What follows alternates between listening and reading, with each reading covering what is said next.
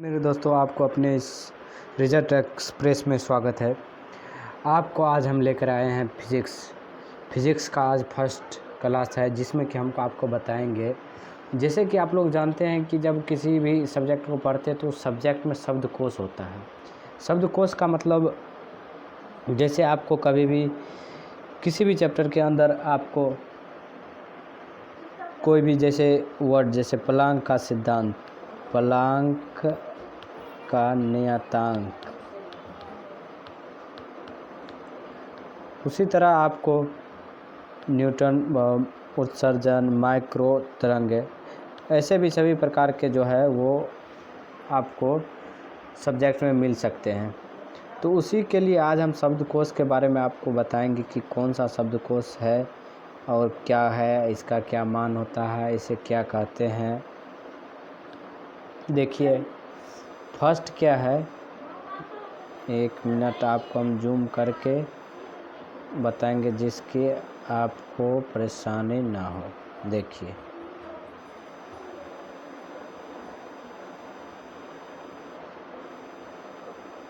अब तो दिख रहा होगा जी, थैंक यू जी। देखिए, पहला है प्लांक का सिद्धांत। प्लांक का सिद्धांत एक सार्वत्रिक नियतांक है।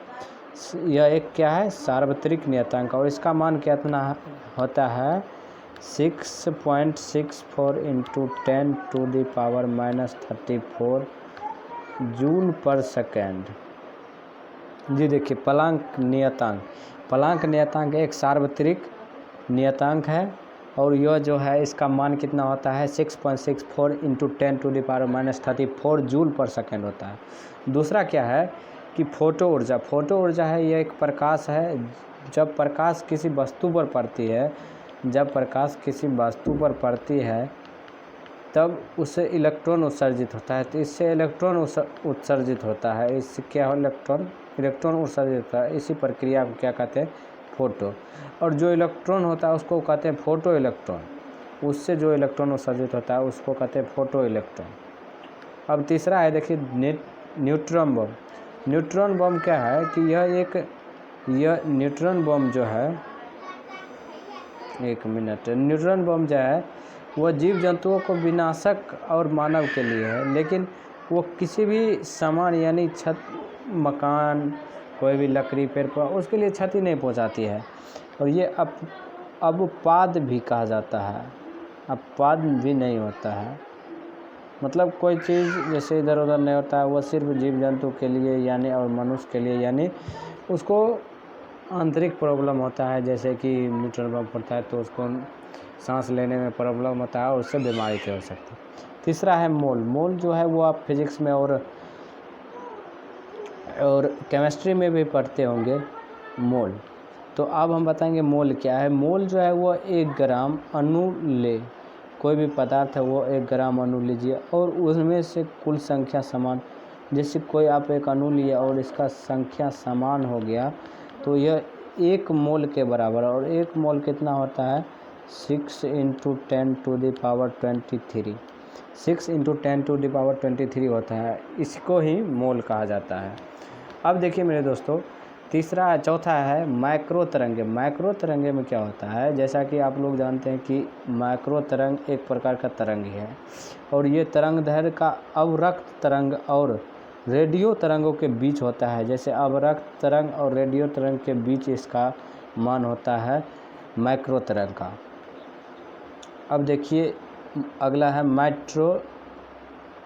मेट्रोलॉजी क्या है कि द्रव्यमान, समय और लंबाई के ठीक माप को मेट्रोलॉजी, जैसे द्रव्यमान, लंबाई और समय को ठीक माप करता है, तो वो क्या हो गया, मेट्रोलॉजी उसको कहते हैं।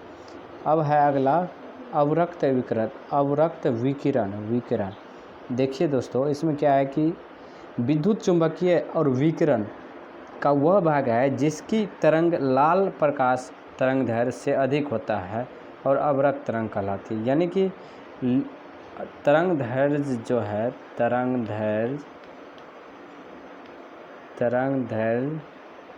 जो लाल प्रकाश की जो है उसकी तरंगदैर्घ्य से अधिक होती है, उसकी तरंग दैर्ध्य से अधिक होती है, और इसको ही क्या कहते हैं, अवरक्त विकिरण, अवरक्त विकिरण। अब देखिए मेरे दोस्तों, अगला है, हम आपको दिखाने जा रहे हैं अगला, यानी अगला है केल्विन। आपको दिख रहा होगा, हाँ, अगला है केल्विन। केल्विन क्या है कि यह एक ऊष्मागतिकी में ताप, उस ऊष्मागतिकी में ताप को, जैसे किसी भी चीज़ को आप गर्म करते हैं, उसको पहले क्या देते हैं, ऊष्मा, उसको पहले ऊष्मा देते हैं, तब इससे क्या है, ताप निकलता है, तो उसी को क्या कहेंगे, केल्विन। इसी तरह केल्विन होता है। तो केल्विन का जैसे 0 डिग्री पर केल्विन प्राकृतिक रूप में न्यूनतम पाया जाता है, यानी प्राकृतिक रूप में 0 डिग्री पर केल्विन पाया जाता है। अगला है प्रकाश। प्रकाश क्या है, प्रकाश एक विद्युत तरंग है। आपको जैसे ये देखिए बहुत ही अच्छी है, प्रकाश क्या है, प्रकाश एक विद्युत तरंग है, और उस भाग को जिसकी तरंग दैर्ध्य 4 × 10⁻⁻7 मीटर से लेकर 7 × 10⁻⁻7 मीटर तक होता है। इसकी तरंग दैर्ध्य कितनी होती है, प्रकाश की तरंग दैर्ध्य 4 × 10⁻⁻7 मीटर से लेकर 7 × 10⁻⁻7 मीटर तक। अब चुंबकीय सुई क्या हुआ, चुंबकीय सुई जो है एक छोटी सी सुई होती है, जिसमें कि कांच का एक, जैसे कि आप लोग दीपावली में जलाते होंगे, ये डिबिया होता है, तो उसी तरह कांच का एक ढका हुआ, यानी एक शीशी के तरह होता है, उसमें बंद रहता है, और सदैव वह उत्तर और दक्षिण दिशा में रुकता है, जैसे कि नॉर्थ साउथ। तो यह ऑलवेज हमेशा साउथ और नॉर्थ की ओर रुकेगा। ये सुई, चुंबकीय सुई जो है वो ऐसा बनाया जाता है, एक तरफ जैसे चुंबकीय सुई के एक छोर जो है वो नॉर्थ और एक छोर साउथ की तरफ ऑटोमेटिक घूम जाती है। तो इसमें क्या है कि जैसे इसका उपयोग जो है वो दिशा का ज्ञात करने में, ये तो आप लोग को पता ही होगा कि इसका उपयोग किस में करते हैं, दिशा को ज्ञात करने में। अब देखिए विशिष्ट प्रतिरोध। विशिष्ट प्रतिरोध है किसी चालक का वह प्रतिरोध जिसका मान सिर्फ चालक के पदार्थ पर निर्भर करता होगा। देखिए मैं मतलब यानी कि जैसे कोई चालक पदार्थ है और विशिष्ट चालक यानी उसी पदार्थ पर वो निर्भर करेगा, और यह चालक की लंबाई अनुप्रस्थ काट के क्षेत्रफल पर निर्भर नहीं करता, और इसका जो अनुप्रस्थ काट होता है उस पर यह निर्भर नहीं रहता है, निर्भर नहीं रहता है। अब देखिए अगला है, आपको हम बता देंगे क्या, जैसा कि अति शीतल।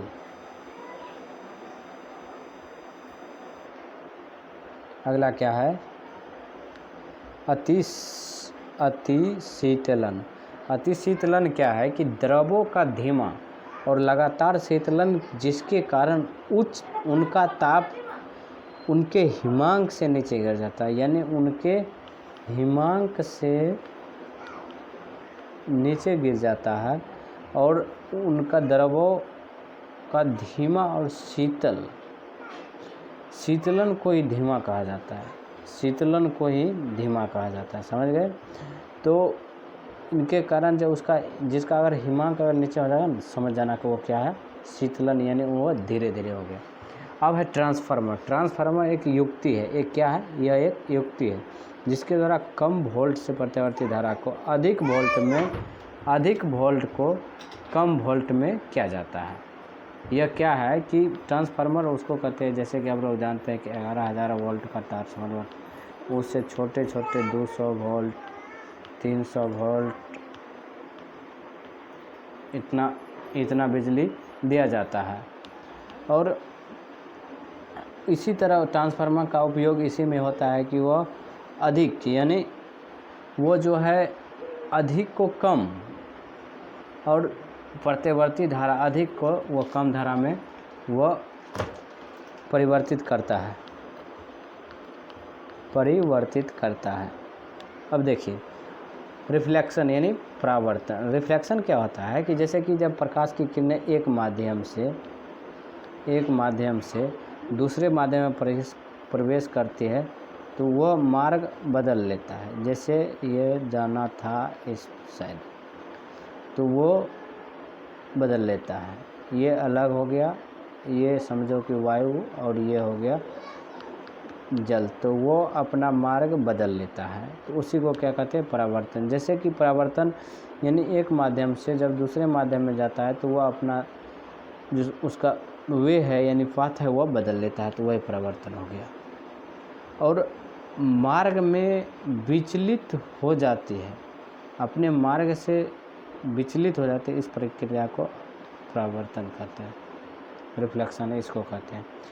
और प्रकीर्णन देखिए स्कैटरिंग जो है वो प्रकाश की धूल और अन्य पदार्थों को सूक्ष्म कणों से होकर गुजरता है और सभी दिशाओं में प्रसारित होता है। जैसे वो प्रकाश जो है वो कोई, जैसे देखिए ये सूर्य है, इससे प्रकाश आता है और धूल कण जो है वो इधर यानी चारों तरफ वो प्रकाश फैला देता है। तो इस घटना को प्रकीर्णन कहते हैं, सभी दिशाओं में प्रसारित कर देता है। कौन? तो वो कण कर देता है।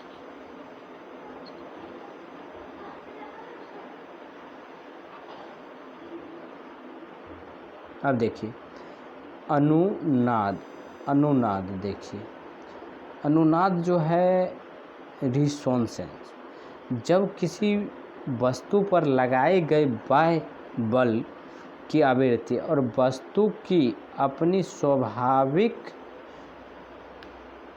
आवृत्ति के बराबर हो जाती है तो वस्तु के कमानों का आयाम बहुत अधिक हो जाता है, इसको अनुनाद कहते हैं। देखिए कोई वस्तु है उस पर बाह्य बल लगाइए और उसको स्वाभाविक आवृत्ति के बराबर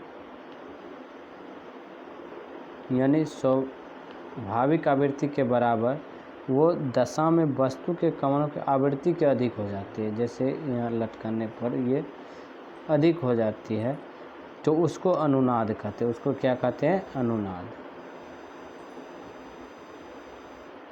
अब देखिए अगला है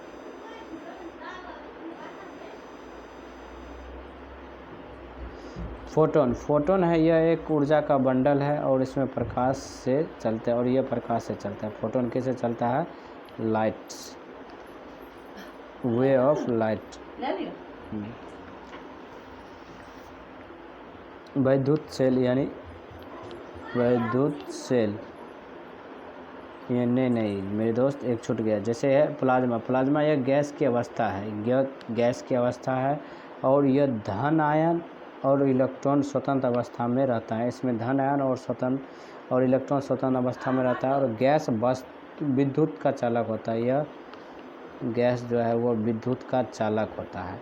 विद्युत सेल एक युक्ति है जो परिपथ में आवेश के प्रवाह को नियंत्रित बनाए रखता है।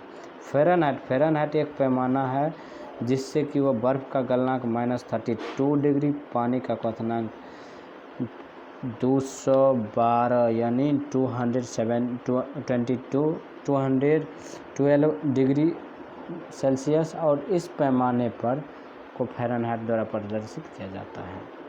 यानी बर्फ़ का गलनांक सबसे नीचे यानी 0 डिग्री में रहेगा, सबसे कम तो 32 डिग्री और 32 डिग्री से शुरू होता है, और पानी का क्वथनांक इसमें 212 डिग्री। ऊष्मा पंप यह एक तकनीक है जिसके द्वारा ऊष्मा को नीचे ताप से उच्च ताप पर भेजा जाता है और इस प्रक्रिया पर पंप को बाहर से कार्य प्रदान किया जाता है। और ठंडे देशों में यह तकनीक पानी से ऊष्मा निकाल कर पकड़ा, ऊष्मा पंप इसको कहते हैं। जो पानी से ऊष्मा निकाला जाता है वो किस देश में? तो वो ठंडे देशों में।